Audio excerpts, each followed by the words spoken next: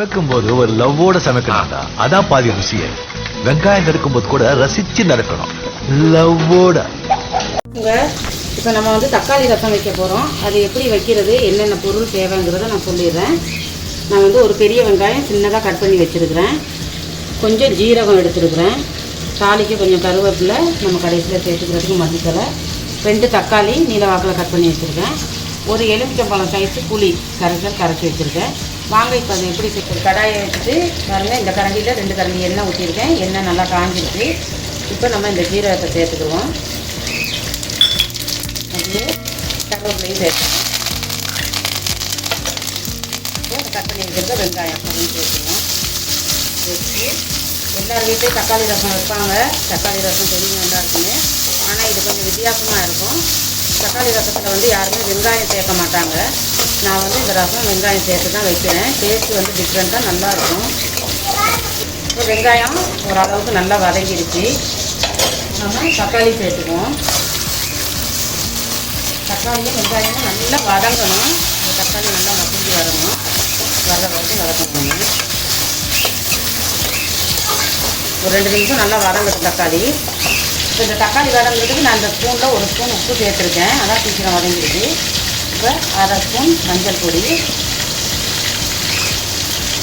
ரசப்பொடி 2 ஸ்பூன்,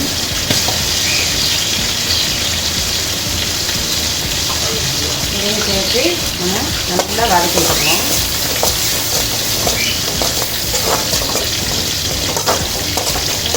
வதங்கிடுச்சு. இப்போ வந்து நம்ம இந்த புளி கரைசலை சேர்த்துக்குவோம்.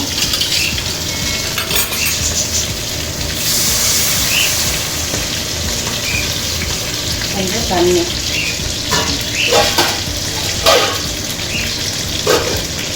கொஞ்சமாக தண்ணி.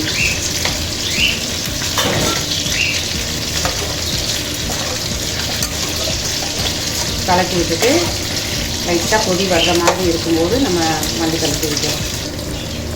இப்போ சூப்பரான ஒரு ரசம் ரெடி ஆகிடுச்சு. தக்காளி ரசம்.